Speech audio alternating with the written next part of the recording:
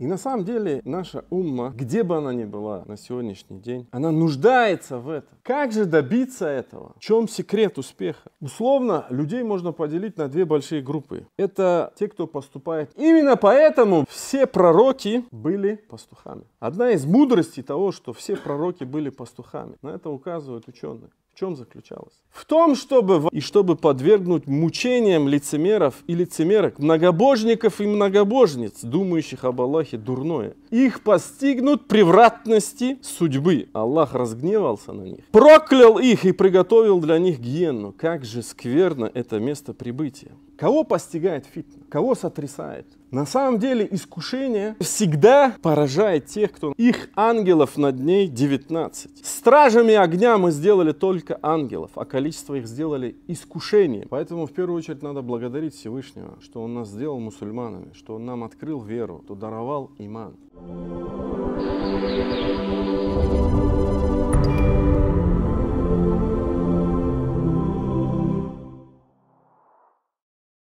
Аллах, субханаху тааля, описывая праведных рабов, айбадур рахман, аллазина ямшауна фил арды, описывает их так и говорит: валлазина якулуна, в конце, раббана хаблана мин азваджина ва зурриятина куррата а'юнин лана.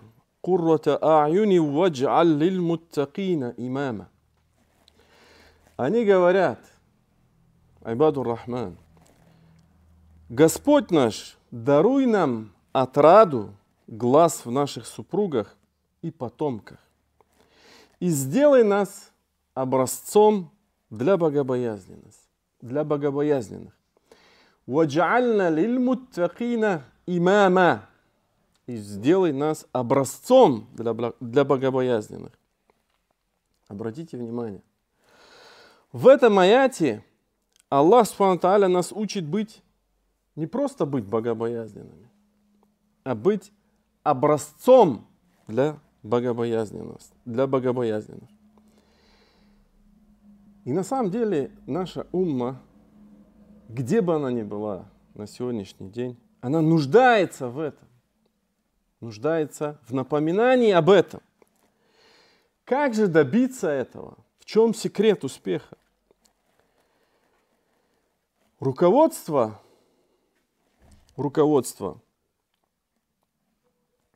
оно дается не просто верующим. То есть почему Аллах Субхану ва Тааля сказал для богобоязненных? Сделай нас образцом для богобоязненных. Аллах Субхану ва Тааля не сказал, сделай образцом для верующих. Руководство дается не просто верующим, а богобоязненным. Потому что богобоязненность – это вершина имана, это вершина веры. Это некое проявление совершенства веры. Так Аллах Субхану ва Тааля говорит, например, «Алиф лам мим, заликаль китабу ла райба фи, худаль лиль муттакин, ва лейса лиль му'минин». Руководство Аллах не спаслал для богобоязненных. Почему? Потому что обладатели богобоязненности, они готовы к воспитанию. Потому что богобоязненные, не просто верующие, богобоязненные, готовы учиться и делать, а не искать отговорки, как это делали, например, сыновья Израиля, да, когда Муса, алейхиссалям, сказал им: зарежьте корову. Они сказали: какая корова, какого цвета, и так далее, и тому подобное. Как достигается это положение? Положение образцовости, имама, аль-имамату фиддин. Как я уже упомянул, во-первых, благодаря богобоязненности. Богобоязненность – это то, что претворяет теорию в практику, братья. Это то, что побуждает человека действовать, совершать благое, быть в конструктиве, быть в позитиве.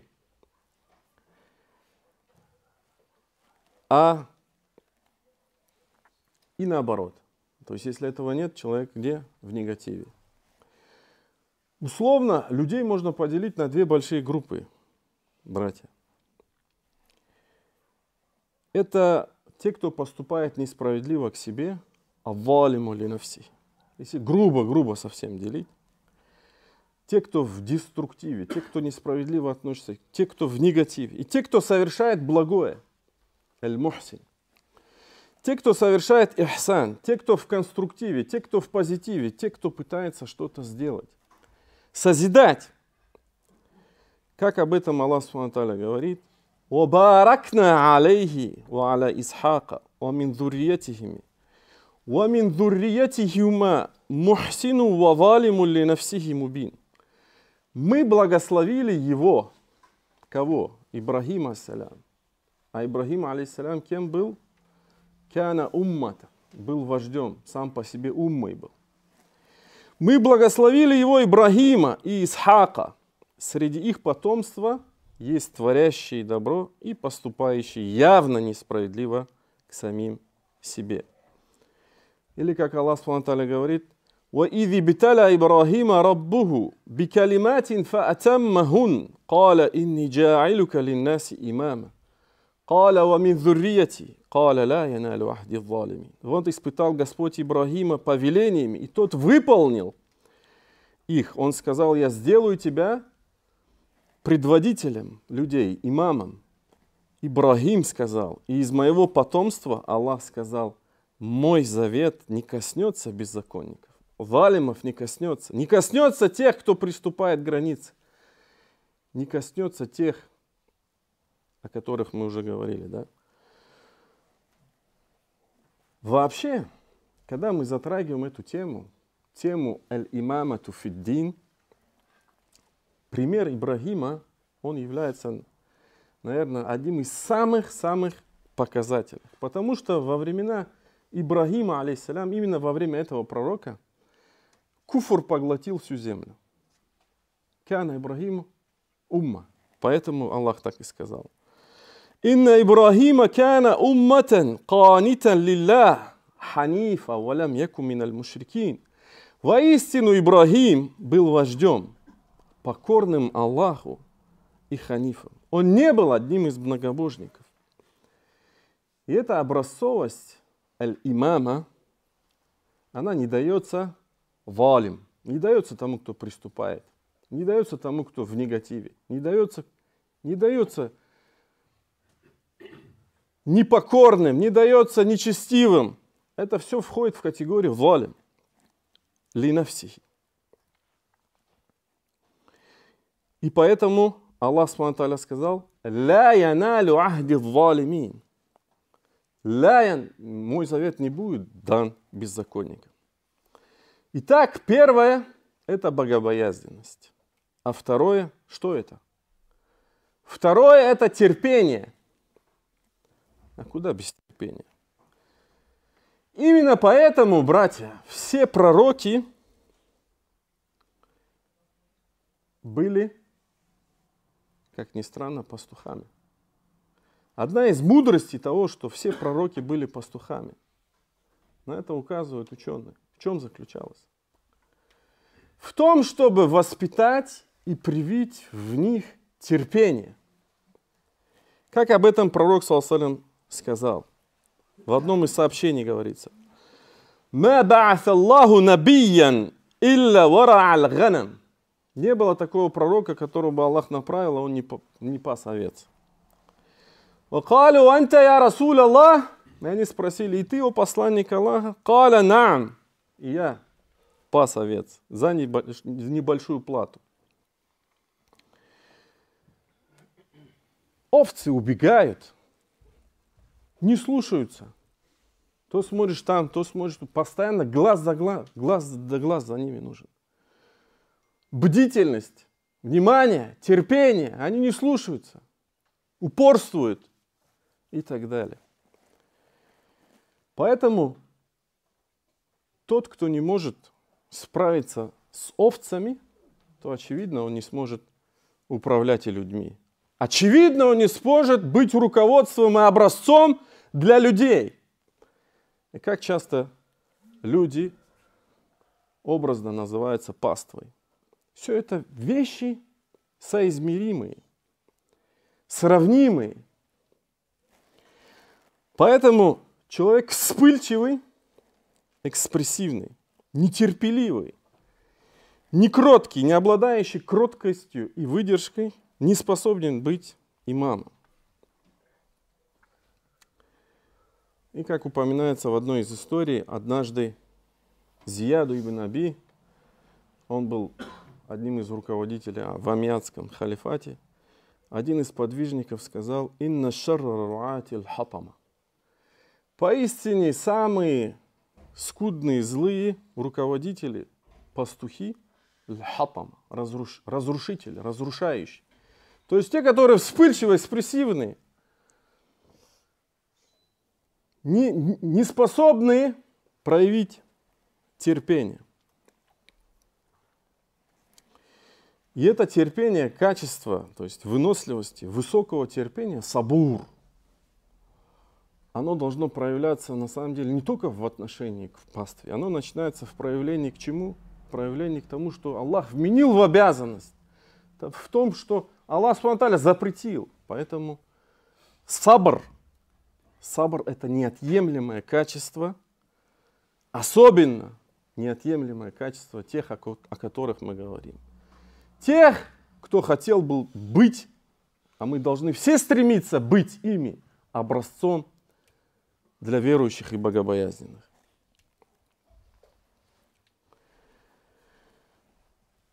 А ведь фитна неизбежна, поэтому и сабр так или иначе необходимо проявлять в нашей жизни.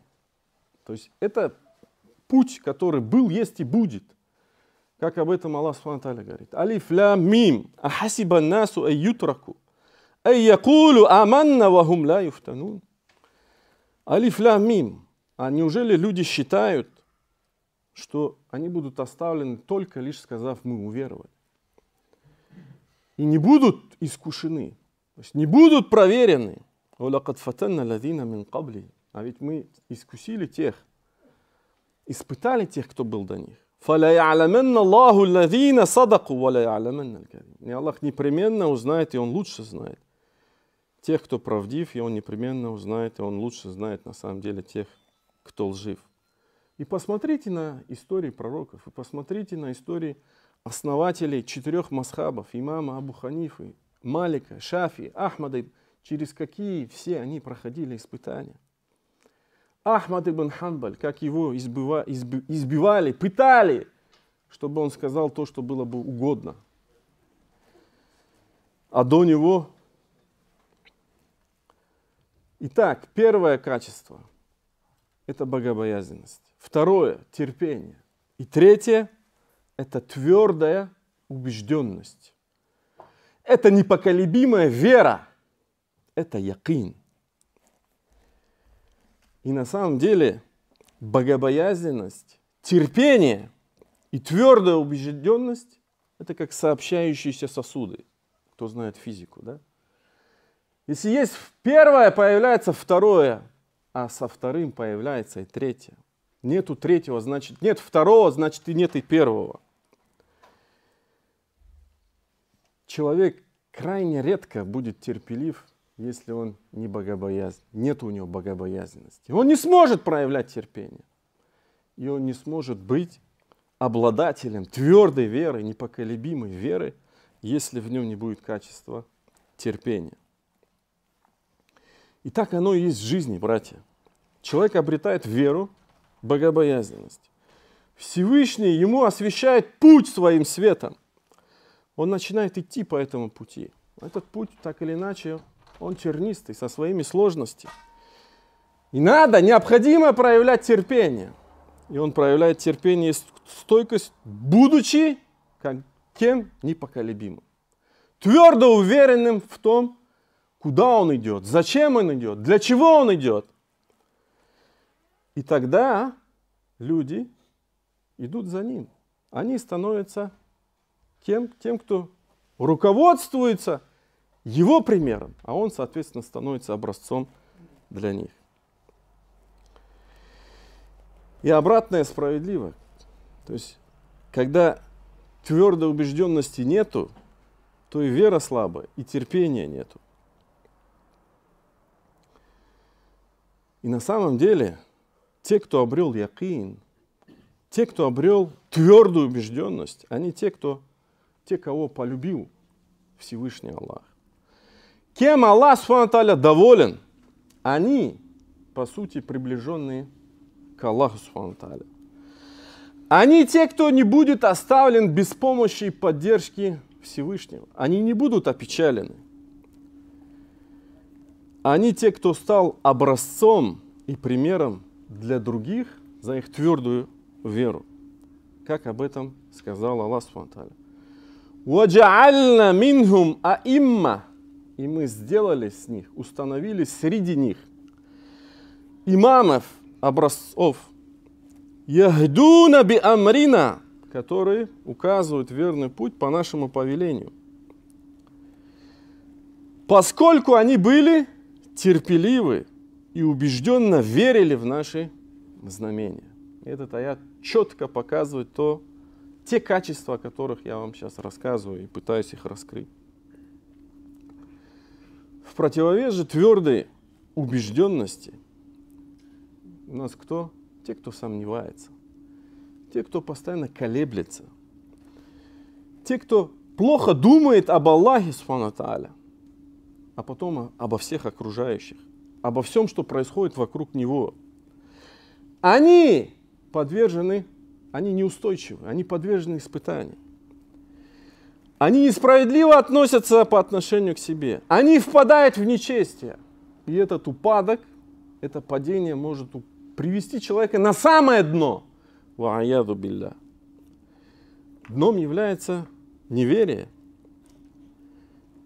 И удостоиться и заслужить наказание Аллаха Субхану ва Тааля. Как об этом говорит Аллах Субхану ва Тааля. وَيُعَذِّبَ الْمُنَافِقِينَ وَالْمُنَافِقَاتِ وَالْمُشْرِكِينَ وَالْمُشْرِكَاتِ الظَّانِّينَ بِاللَّهِ ظَنَّ السَّوْءِ عليهم دائرة السوء وغضب الله عليهم ولعنهم وأعد لهم جهنم وساءت مصيرا. И чтобы подвергнуть мучениям лицемеров и лицемерок, многобожников и многобожниц, думающих об Аллахе дурное, их постигнут превратности судьбы. Аллах разгневался на них, проклял их и приготовил для них гиенну. Как же скверно это место прибытия. Наглядный, банальный пример с количеством ангелов. Если мы говорим про колебания, про сомневания и тому подобное. То есть это вот наглядный пример. Аллах Субхану ва Тааля говорит про количество ангелов. Алейхим тис'ата ашр. Вама джа'альна асхаба нар илля малайка. Вама джа'альна иддатахум и так далее. Их ангелов над ней 19. Стражами огня мы сделали только ангелов, а количество их сделали искушением для неверующих. Искушением для неверующих. Это стало искушением для неверующих. Почему? Потому что они сомневались. Они показывали, пытались проявить какую-то веру, но на самом деле они были неверующими.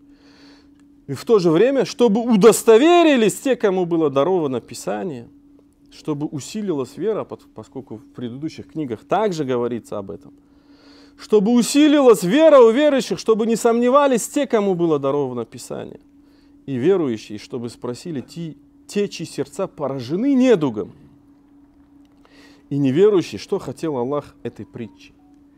Так Аллах вводит в заблуждение, кого желает, и ведет прямым путем, кого желает. Воинство твоего Господа не знает никто, кроме Него. Это же не что иное, как напоминание для человечества. Через подобные притчи, которые проходят в Коране, их много.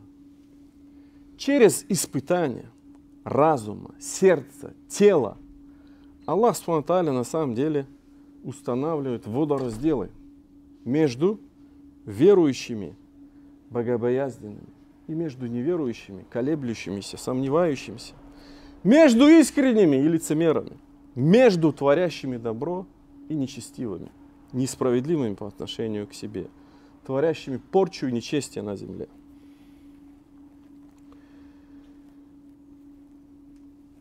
И как я сказал уже, таких примеров много.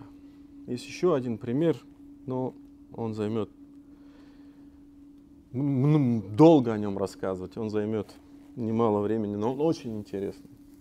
о том, как пророк ﷺ читал аят, и как сатана пытался внушить ему вас, и как произошло то, о чем я говорю, водораздел. Кого постигает фитна, братья? Кого постигает фитна? Кого сотрясает? На самом деле искушение постигает, именно имеется в виду поражает. Искушению-то мы все подвержены, да? Но оно не всех поражает. Искушение всегда поражает тех, кто на самом деле не уверовал. То есть 50% не перескочил, да? Меньше 50%. Тех, кто на самом деле, в чем сердце есть болезнь, чьи сердца очерствели. Ва'ияду билля. Как это было с сынами Израиля. ثم قست قلوبكم من بعد ذلك فهي كالحجارة أو أشد قسوة وإن من الحجارة لما يتفجر منه الأنهار وإن منها لما يشقق فيخرج منه الماء. После этого ваши сердца ожесточились и стали как камни, или даже еще жестче. Воистину среди камней есть такие, из которых бьют родники, даже из камней. Среди них есть такие, которые раскалываются и изливают в воду. Среди них есть такие, которые падают от страха перед Аллахом. Аллах не находится в неведении о том, что вы совершаете. Поистине в день джума есть такой момент, братья, когда Аллах Субхану ва Тааля принимает наши мольбы. Я прошу Всевышнего Аллаха, чтобы мы застали этот момент. Фастагфируллах ли ва лякум. Поистине вся хвала принадлежит лишь одному Аллаху. Лишь Его мы восславляем, восхваляем. Лишь Его молим о помощи, поддержке и прощении. Того, кого Аллах наставил на истинный путь, уже никто не собьет с этого пути. Кого Аллах ввел в заблуждение, уже никто не наставит на истинный путь. И я свидетельствую, что нет божества достойного поклонения, кроме одного единственного Аллаха. И я свидетельствую, что Мухаммад его раб и посланник. А после. Итак, братья, путь к образцовости, в которой мы нуждаемся сегодня, как я это подчеркнул, вся умма в этом нуждается. Где бы она ни была, в какой бы географии она ни жила. Это путь через веру и избранность к этому. А это даруется избранность исключительно Аллахом Субханаху ва Тааля. Поэтому в первую очередь надо благодарить Всевышнего, что Он нас сделал мусульманами, что Он нам открыл веру, что даровал иман. Избранность, второе, да, это Аллах Субхану ва Тааля сам избирает. Это очень важный тоже момент. Поэтому Аллах говорит: «Ваджа'альна минхум аимма». И мы, не кто-то, а мы установили среди них аимма, тех, кто будет образцом. Яхдуна би амрина, как это было в том аяте, который мы уже цитировали. И поэтому Всевышний говорит, если мы говорим о пункте первом, «Инна Ибрахима», как мы уже приводили в предыдущих аятах, воистину Ибрахим был вождем, покорным Аллаху и ханифом. Он не был одним из многобожников. Он был благодарен Аллаху за благодеяние. И он избрал его, опять же. И он избрал его и повелел прямым путем. Мы даровали ему добро в мирской жизни, а в последней жизни он будет в числе праведников. Вот в этих аятах, это не один, несколько аятов, заложен алгоритм, последовательность. Аллах Субхану ва Тааля объясняет вообще путь достижения всего этого. Порядок того, как Ибрахим, мир ему, удостоился этого особенного статуса. Как Ибрахим стал аль-умма канита, вождем в переводе Кулиева. Покорным, будучи покорным, канитан. Кому? Только Аллаху. Исключительно Аллаху. Лилля. Третье качество. Ханифом. То есть далеким от многобожия. В любом его проявлении. В любом его проявлении. близким к вере, к исламу, тем, кого не потрясут испытания фитны, что бы ни было, что бы ни произошло. И поэтому подтверждение четвертое. Он не был олям якум миналь мушрикин, и не был одним из многобожников. И пятое, основное, благодарным. Благодарным. Вообще все качества, которые упомянули до этого, да, 4, помимо благодарности, их можно описать одним словом, сказать вера и все. Но Аллах выделил это специально, отдельно, вывел в пункт. Почему? Потому что благодарность, она важна. Важна, и поэтому она красной нитью проходит во многих аятах. Когда Аллах субхану ва тааля описывает пророков, а пророки кеми были? Они были первыми, кто достоин подражания. Они были первыми в статусе, о котором мы говорим. Аль-имамату фиддин. Как, например, Аллах субхану ва тааля сказал, отдельно, да, если мы говорим про это. «Ма яф'алю Аллаху би'азабикум ин шакартум ва амантум». Что Аллах будет делать с наказанием? Зачем Аллаху наказывать вас?